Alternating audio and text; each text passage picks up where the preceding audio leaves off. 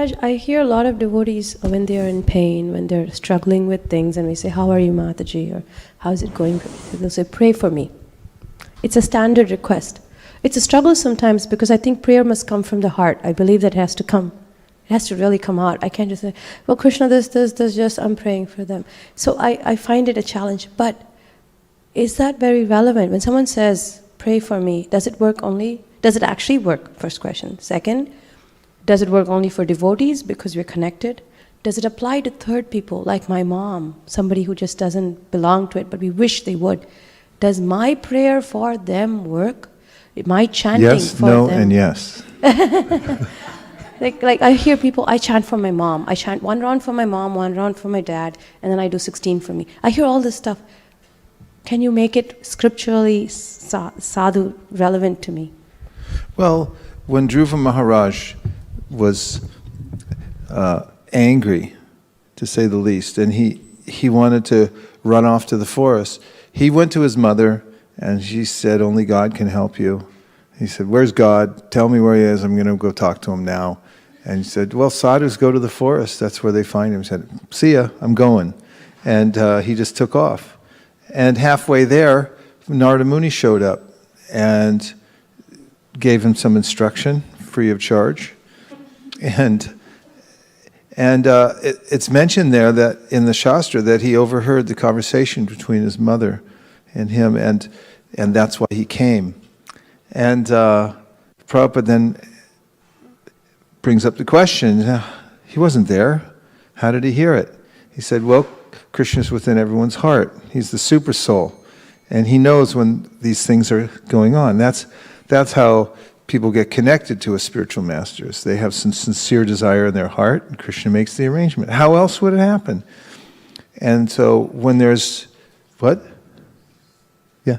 So when there's this sincere prayer going on, Krishna takes heed, and it's a good idea to invite people to pray, and also to pray for them. In fact, we could form a prayer circle. I know that the Vaishnavas Care Group, I haven't seen it recently, but they had a program when somebody would be ill or just getting ready to leave the world. There was a program that Sangeeta set up, so devotees all over the world would be alerted, and they'd put out prayers for that person. And I know at Saddleback Church in Orange County, with Rick Warren, on Sundays, there's a whole wing of the building or a big room or something like that where people meet, and they have prayer requests, and groups get together and then they make prayers for these How do you pray for someone you don't connect with? Well, how valid you is do it for connect you? by praying for them, that's one thing.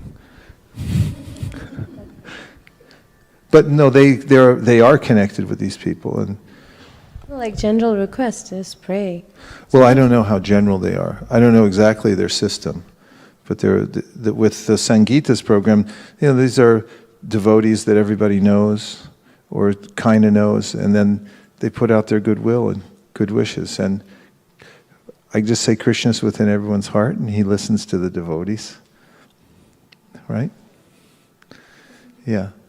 Okay, Trishab, and then I'm going to read some more. So one thing that comes to mind from what Mataji was saying was in the second chapter, I think Krishna says that if the descendants don't do prayers for the forefathers, they fall down. So that's also connected. Yeah, you can see through Karma Kanda that there are these connections that are difficult to understand from an empiric point of view.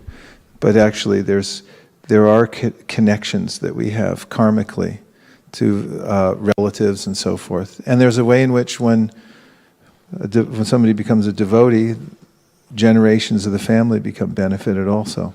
So there are mystic connections that we may not be able to exactly perceive.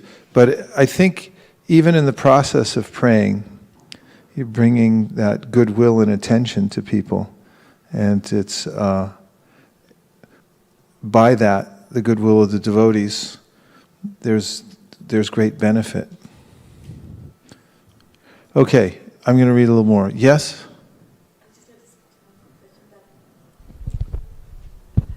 So when people ask us to pray for them, is it karma kanda? Considered karma kanda? No. Well, it depends on what your motivation is.